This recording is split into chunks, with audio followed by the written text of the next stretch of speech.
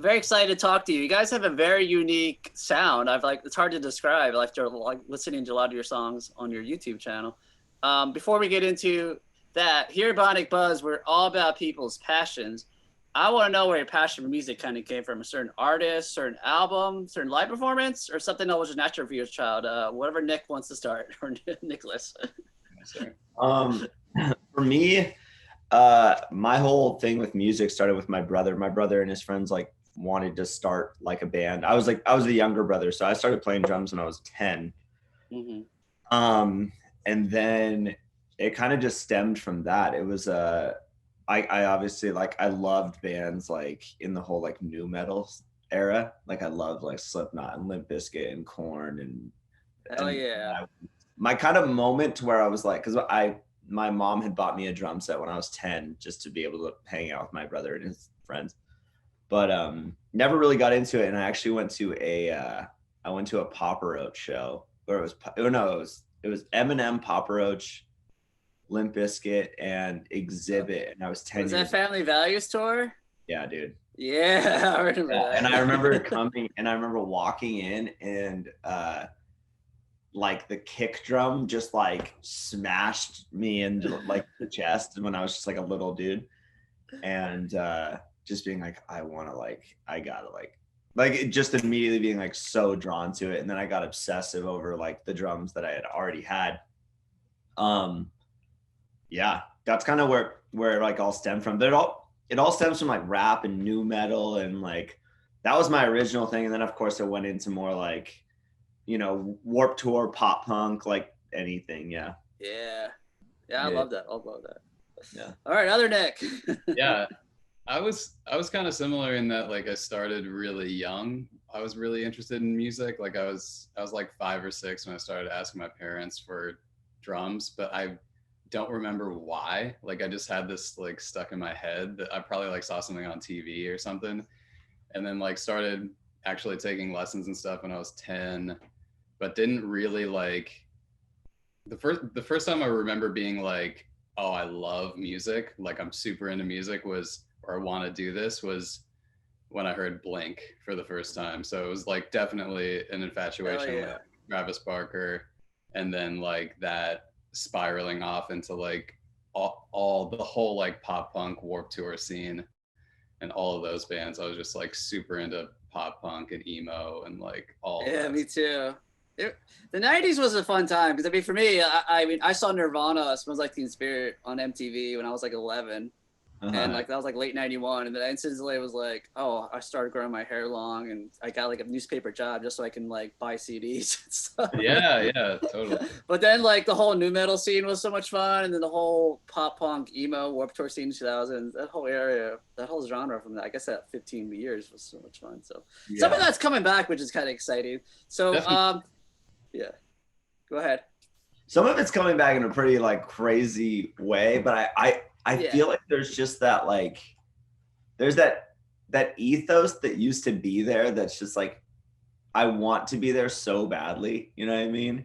But it was also such a time and place, like the 90s, as far as just like how people even viewed music, and how I also feel like it was like a time in the world too where I didn't feel like everything was like so heavy yet. You know what I mean? Like it wasn't so heavy. I feel like music changed a lot after 9/11, in my opinion. Like I feel like just the way people like, I don't know what it was. There was like it just everything, and as far as news sources and everything got so different. Obviously pop culture changes and stuff with an event like that. Oh yeah, I felt like the radio went from less heavy, angry to more patriotic, happy stuff, you know, after 9/11. That's what I mean. It like shifted, and I feel like it was like, oh, this is like an outlet for like these people that are feeling this way, that are like young and into like really heavy, aggressive music with like kind of catchy choruses though.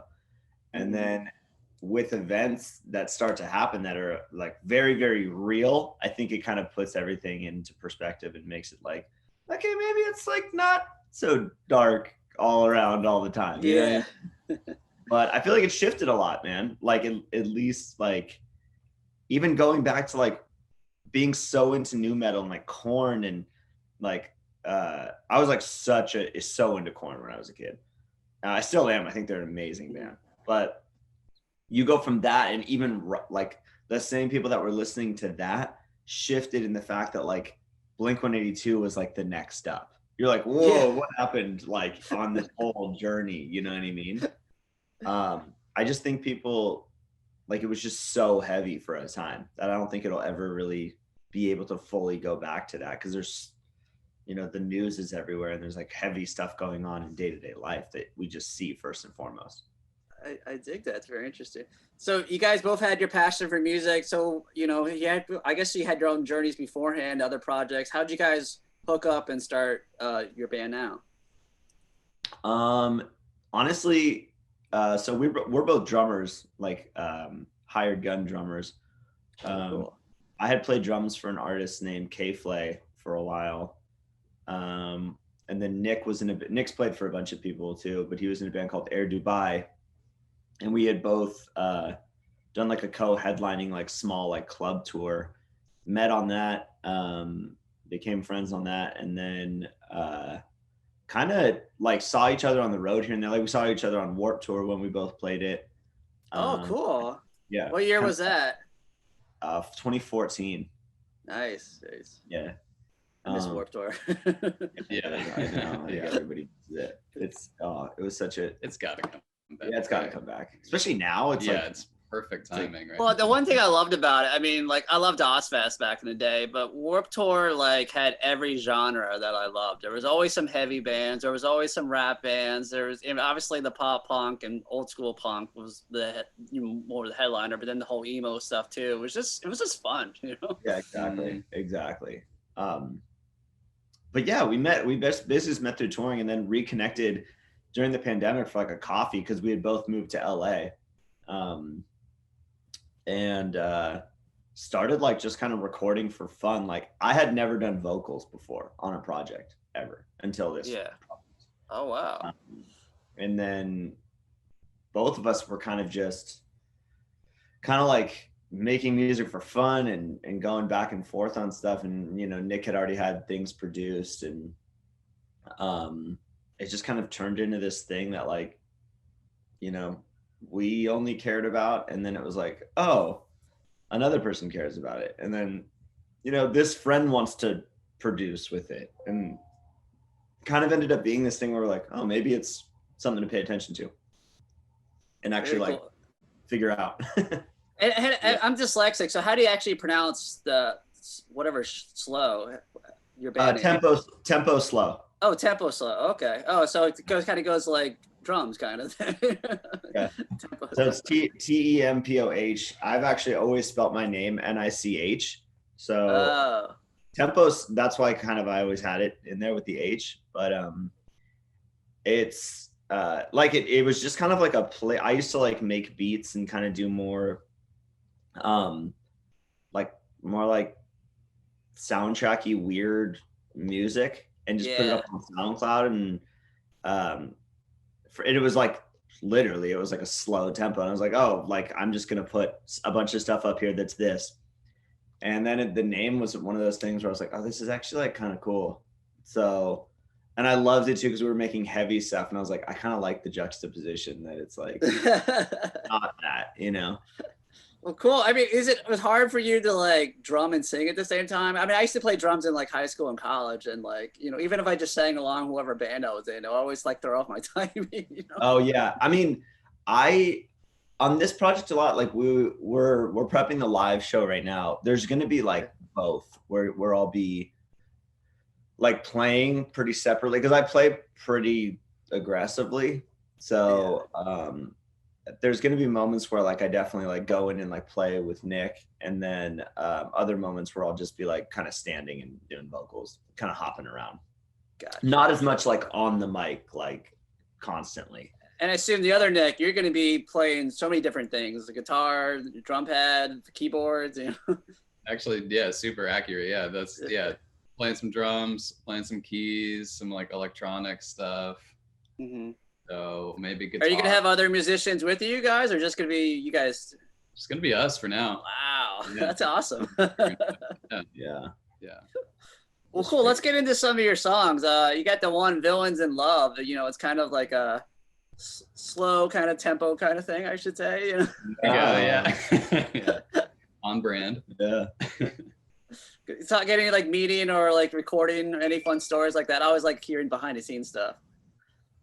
So Luna Aura, who's on the song, she used to, when I was touring with K-Flay, like early days, Luna was living in Arizona, and she basically would like open every single time we were in Arizona.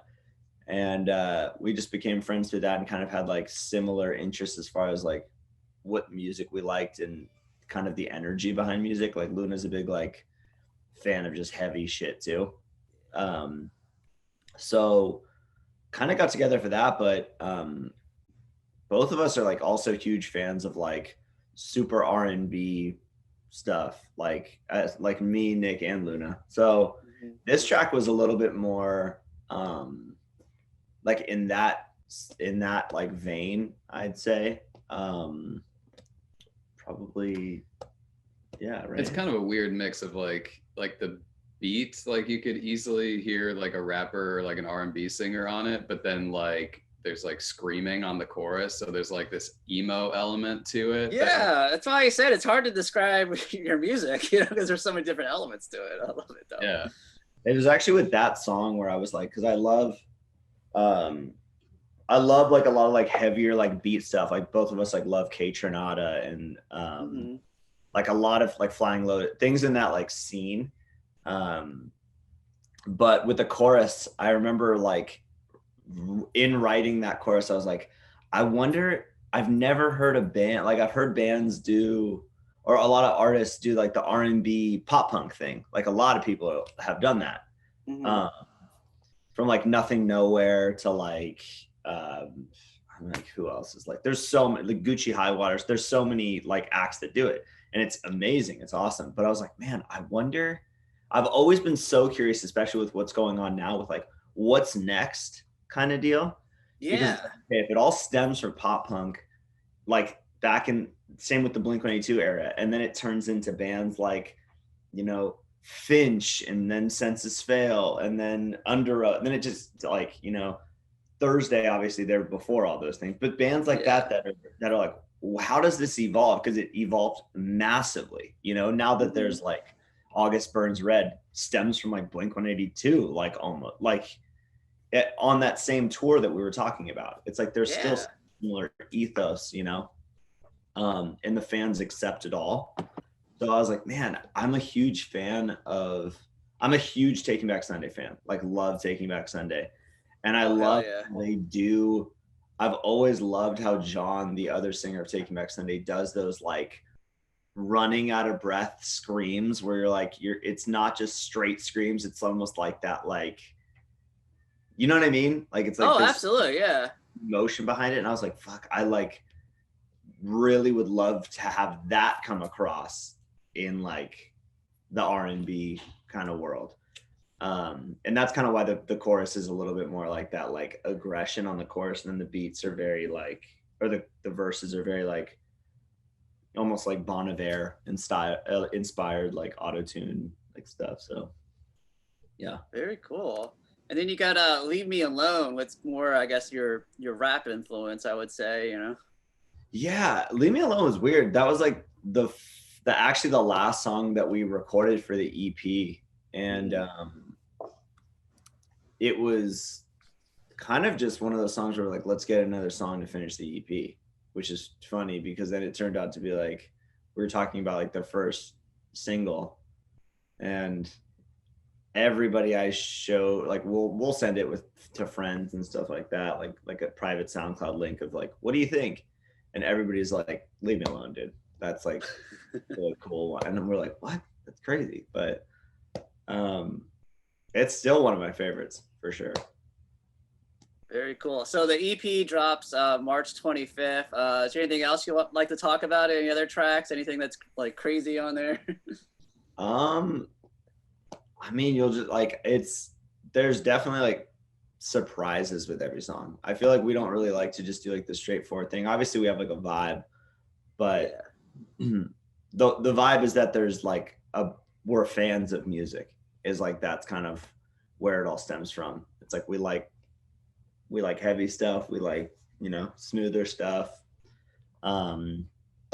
We love like hyper pop stuff, we love pop punk, we love like everything. So it's kind of like, that's what is the most important with this project. I feel like so many people dive into like the business aspect of it, and they're like, I have to hone in and like just stay with this thing and just pound it into the ground. And I'm like, we're like fans of music first and foremost. Yeah.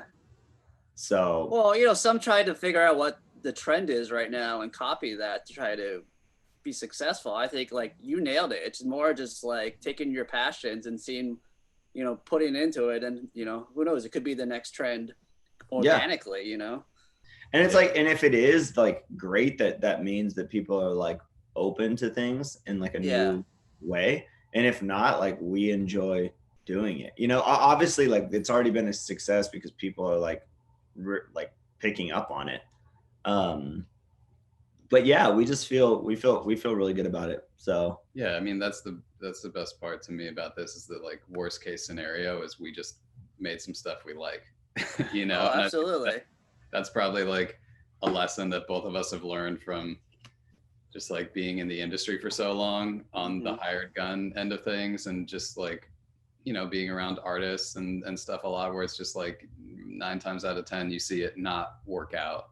And so for us from the beginning, this was just something that we did for fun, like something that we were just like making like weird stuff that we thought was cool, you know. And I think that that's something I'm really glad we haven't lost sight of on this second EP, just like focusing on like, oh, we think this is cool. So if somebody else thinks it's cool, that's kind of like icing on the cake.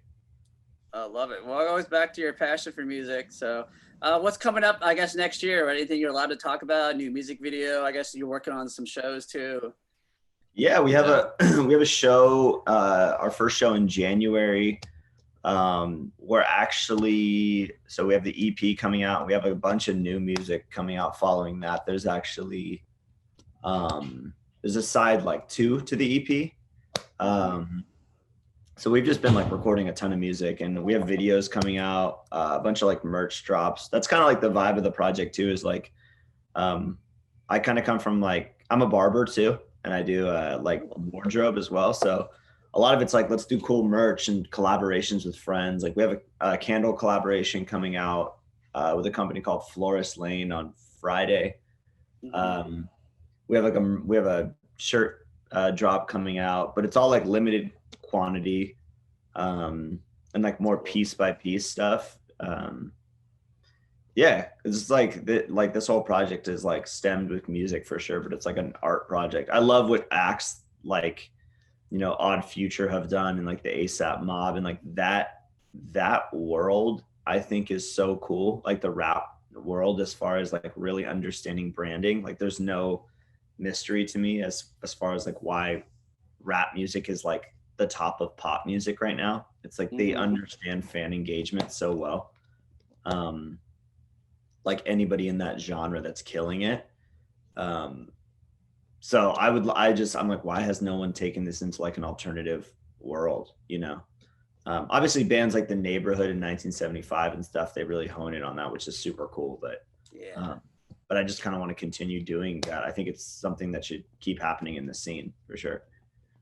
Well, absolutely. Well, thank you guys so much for taking time to talk to me, and keep up the amazing work. And let's talk again, I guess, next year with when you got some new stuff coming out, you know? Yeah, let's do it. Totally.